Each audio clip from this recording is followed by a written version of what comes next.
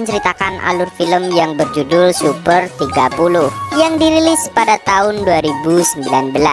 Film ini diangkat dari kisah nyata seorang pejuang pendidikan bernama Anand Kumar yang mendedikasikan hidupnya untuk mengajar anak-anak miskin. Daripada kelamaan, yuk mari kita menonton. Pada awal film, kita bertemu dengan Fuga Kumar yang menyampaikan pidatonya di depan tamu kehormatan dunia. Dalam pidatonya, Fuga menyapa kedua orang tuanya yang bangga bisa mengantarkan anaknya sampai di titik ini. Namun jauh sebelum momentum hebat ini terjadi, ada satu orang yang mengubah hidup Fuga. Orang itu tidak lain adalah Anand Kumar. और ये सब हो सका केवल एक आदमी का वजह से जिन्होंने हमारा लाइफ चेंज कर दिया और ये उन्हीं का कहानी है. Kemudian film bergerak mundur sampai pada tahun 1996. Di Patna, India, terlihat kerumunan orang memadati penghargaan yang diberikan Bapak Menteri Pendidikan untuk anak-anak berprestasi. Di antara mereka ada Anand Kumar, si jenius matematika. Dalam sambutannya yang berapi-api, Bapak Menteri menjanjikan bantuan pendidikan untuk siapapun yang membutuhkan, bahkan kapanpun masyarakat memerlukannya.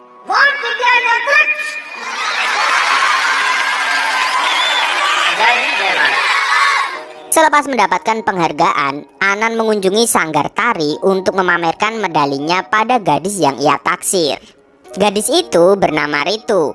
Ia menanyakan rencana masa depan Anand yang berencana untuk berkuliah dengan dukungan dari ayahnya. Namun Ritu malah bergurau jika ia akan kehilangan kecantikannya saat Anand selesai berkuliah. Mendengar itu, Anand semakin bersemangat menggoda Ritu jika dirinya tidak terhitung cantik menurut rasio emas matematika. 1.2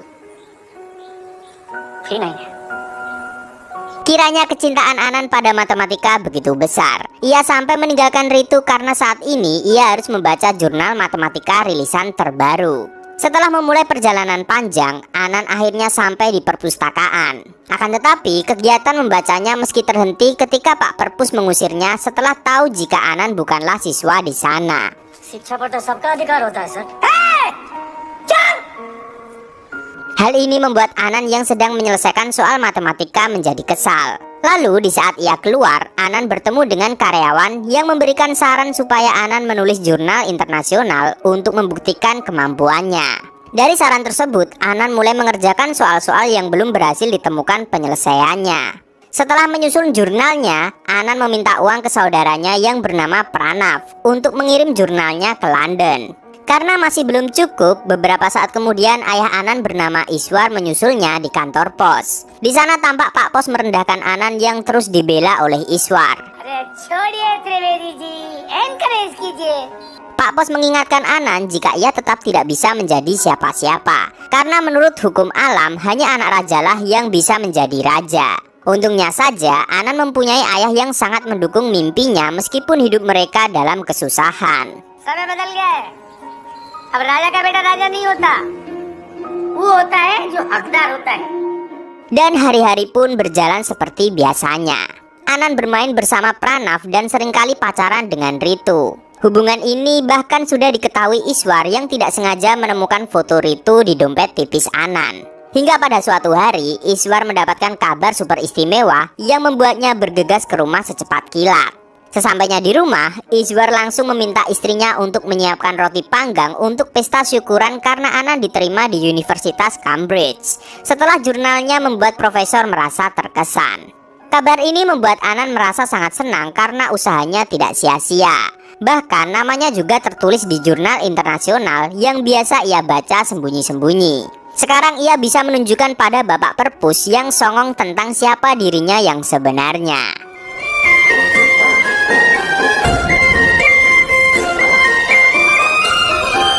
Kebahagiaan ini rupanya bukan hanya dirasakan Anand, tapi juga kedua orang tuanya yang bangga mempunyai anak jenius sepertinya. Mereka membuatkan baju bagus dan hangat untuk di London nanti, lalu menemani Anand membuat paspor. Prestasi Anand ini juga membuatnya percaya diri untuk bertemu ayah Ritu dari kasta tinggi. Tapi bukan pujian yang ia dapat karena ayah Ritu meragukan Anand bisa sampai ke London dengan ekonomi serba pas-pasan. Meskipun Anand bilang jika ia akan meminta bantuan Bapak Menteri, ayah Ritu pun tetap tidak yakin. ठीक है.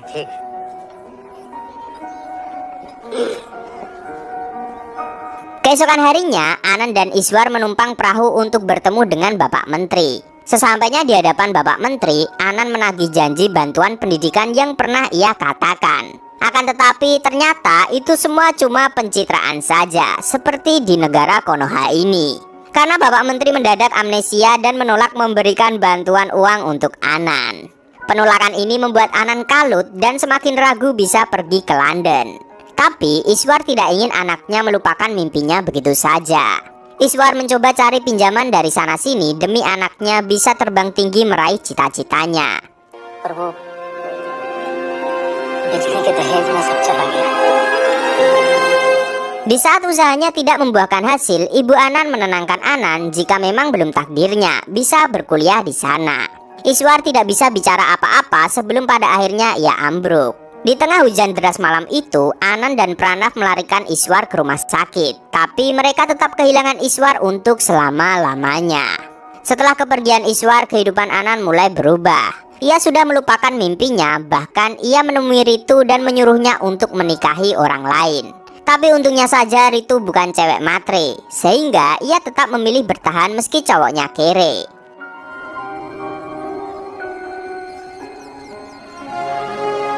Kini uang Anan mulai menipis. Ia berjualan makanan yang dibuat ibu dan Pranav.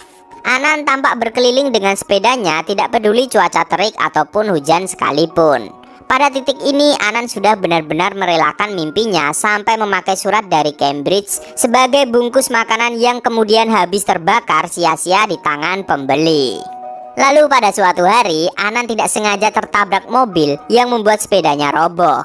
Sesaat kemudian orang itu marah-marah tapi berubah ramah seketika setelah mengenali Anan Kumar. Ternyata ia adalah Lalansing yang juga seorang juara Olimpiade Matematika di tahun berbeda dari Anan. हम भी जीते हैं 87 में gold medallist है हम भी भाई। Melihat keadaan Anan yang baginya cukup mengenaskan, Lalan menarik Anan untuk masuk ke mobilnya dan memberikan kehidupan yang lebih baik. Rupanya Lalan menawarkan Anan untuk menjadi guru kelas VIP di tempat lesnya. Ia memberi segepok uang yang tidak mungkin ditolak Anan pada saat itu. Diam-diam Lalan bisa melihat potensi besar dalam diri Anan, kemudian memanfaatkannya untuk mendapat banyak keuntungan dari bisnis pendidikan yang membuatnya kaya raya. Tidak perlu waktu lama, Anan mendapatkan kehidupan berbeda. Kini ia mempunyai banyak uang yang membuatnya tidak lagi hidup serba kekurangan. Anan tidak ragu membeli banyak barang mewah, mengajak Ritu berkencan, mentraktir Pranav sampai-sampai memperkerjakan pembantu untuk ibunya. Namun sayangnya Anan lupa pada kehidupan sebelumnya. Ia bahkan menolak anak yang meminta keringanan biaya agar bisa les dengan Anan. वो पूछ रहे हैं कोई और सुविधा है इंस्टीट्यूट के पास? तो बोला और कोई नहीं। Di saat Anan selesai berpesta di sebuah klub malam, tiba-tiba saja motornya tidak bisa menyala. Lalu tidak sengaja ia melihat anak cowok yang sedang fokus dengan bukunya. Ia kemudian menghampiri bocah itu yang ternyata sedang menyelesaikan soal matematika. Bocah itu ternyata sudah putus sekolah dan bekerja sebagai tukang cuci piring, tapi tetap menyempatkan belajar di sela-sela waktunya. Kejadian ini membuat Anan teringat pada dirinya di masa lalu, tepatnya saat ia terus belajar di tengah kesusahan. Kemudian saat ia pulang, Anan mendengar bos si bocah sudah memperingatkannya untuk tidak perlu belajar karena tidak akan berguna. Biar bagaimanapun tetap saja anak raja yang menjadi raja. Mendengar kata-kata itu, Anan langsung mendapat pencerahan. अब राजा का बेटा राजा नहीं होता, वो होता है जो हकदार होता है। Hari-hari selanjutnya, Anan terkenang masa-masa susahnya dan bertekad untuk membantu anak-anak yang punya nasib sepertinya. Anan mencetak selebaran les gratis untuk anak-anak miskin yang disebarluaskan ke penjuru kota. Ia menjungkir balikan hidupnya dengan menjual semua barang mewahnya sebagai modal mendirikan sekolah sementara. Bersama Pranav, ia membangun sendiri gedung yang sekaligus akan menjadi asrama. Jalan hidup ini juga membuat Anan meninggalkan tempat les Lalan, sehingga banyak anak dari kelas VIP menuntut Lalan yang tidak bisa mendatangkan Anan. हमें नहीं पढ़ना है बकवास टीचरों से। हम फीस वापस ले लेंगे, आप देखिएगा। Tidak hanya melepas pekerjaan mapanya saja, Anan juga harus kehilangan Ritu yang dipaksa menikah dengan perwira oleh ayahnya setelah mengetahui Anan kembali pada kehidupan melaratnya. Meskipun begitu, Anan sudah bertekad untuk mendedikasikan hidupnya pada pendidikan anak-anak miskin. Jauh dari tempat Anan berada, di saat mereka menemukan selebaran Anan, berita itu seperti angin segar yang bertiup pada mereka. Dengan tekad kuat, anak-anak dari penjuru kota menempuh jalan terjal hingga sampai bertemu Anan. Dan tidak disangka jika peminat sekolah gratis ini ternyata membludak, yang tentunya tidak bisa diterima semuanya. Akhirnya, Anan mengadakan seleksi hingga ada 30 anak-anak super yang terpilih. Meskipun ada satu anak yang ingin bergabung, tapi Anan dengan lembut menyuruhnya kembali di tahun berikutnya. ये साल मेहनत करो, अगले साल फिर ट्राई करना। Di pertemuan pertama bersama anak-anak super ini, mereka menceritakan latar belakang keluarga masing-masing yang semuanya berasal dari keluarga serba kekurangan. Namun di tengah sesi perkenalan, tiba-tiba saja Lalan datang. Awalnya ia membujuk Anan untuk kembali mengajar di tempat lesnya, tapi malah berakhir menghina semua anak di sini. Ia mengatakan sekalipun ada dari mereka yang bisa masuk ke kampus favorit, maka tetap saja yang lainnya kembali dalam kemiskinan. Kiranya ucapan Lalan membuat Anan terus kepikiran.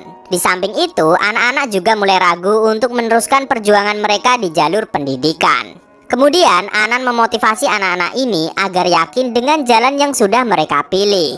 Saat satu murid mengawali kepercayaannya, semua ikut bersemangat melanjutkan pilihan hidup mereka.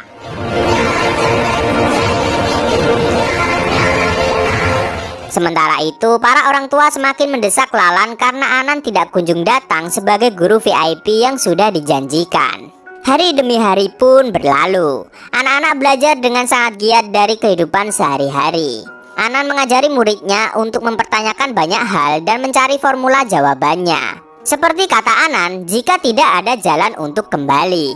Sekalipun ia kini diancam akan dibunuh jika tidak menutup sekolah gratisnya itu. Tapi ancaman Lalan tidak membuat Anan goyah untuk mengajar anak-anak dengan gaya pengajarannya yang menyenangkan dan dikombinasikan dengan prinsip-prinsip kehidupan. Ia tidak hanya mengajar matematika tapi juga fisika dan kimia. Kabar baiknya anak-anak ini mempunyai otak encer, jadi mudah menyerap pelajaran dari Pak Guru Anan. Hal ini membuat Lalan semakin ketar-ketir sehingga menyuruh orang untuk mengacaukan sekolah itu. Mulai dari pemadaman listrik yang berhasil ditangani anak-anak dengan membuat aliran listrik sendiri, sampai pencemaran nama baik pada Anan yang kocaknya oknum itu kurang briefing dan tidak mengenali mana yang namanya Anan. कैसे दिखता है ये आनंद कुमार? क्या क्या अरे ये आनंद कुमार है पगली। Satu-satunya tantangan terbesar yang dihadapi Anan adalah masalah uang. Ia tidak bisa memberikan fasilitas layak sampai-sampai membuat muridnya bertengkar di saat rebutan buku bacaan. Namun otak mereka sudah tertanam hal-hal solutif sehingga mereka justru bersemangat merakit LCD sendiri. Kecerdasan murid-muridnya membuat Anan terharu.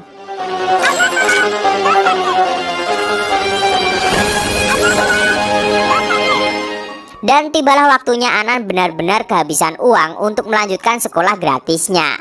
Ia mencari pinjaman tapi tetap tidak dapat selagi bisnisnya tidak ada jaminan untung.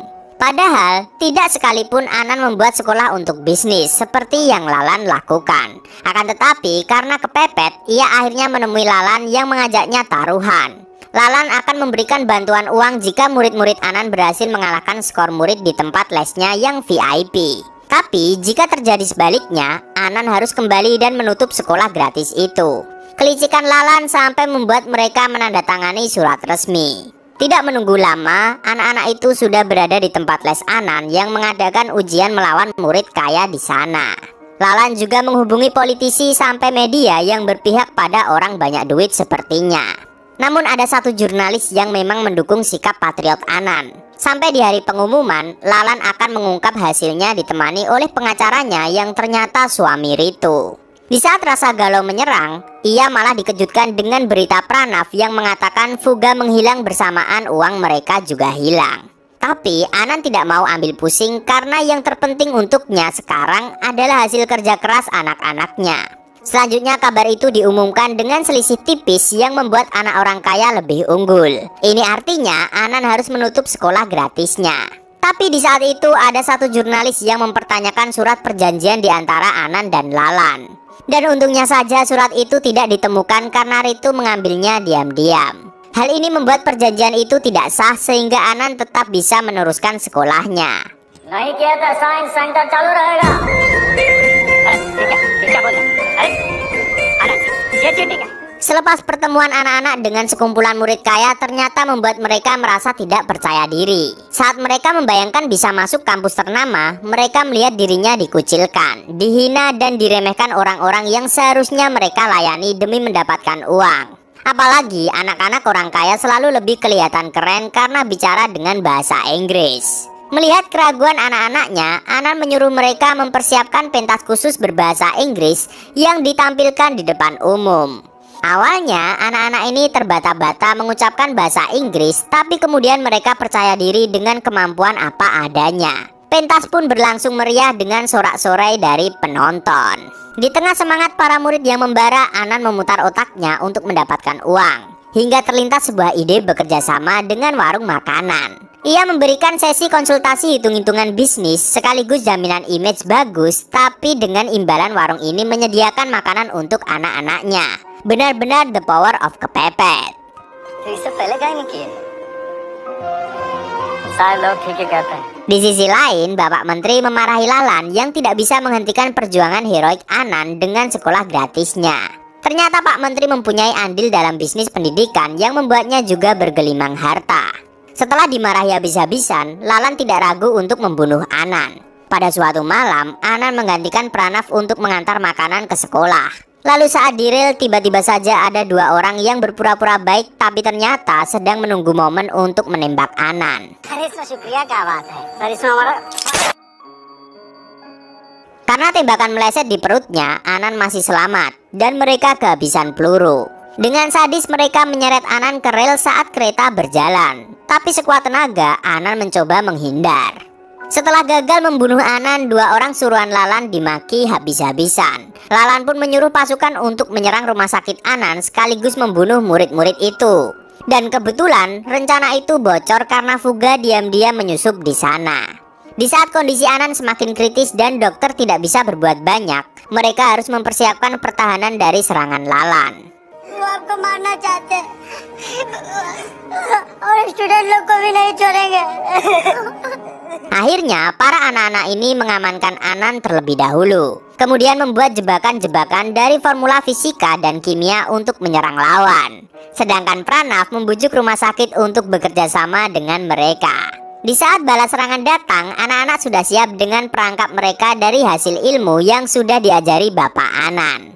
Keseruan aksinya membuat orang-orang suruhan Lalan merasa kewalahan.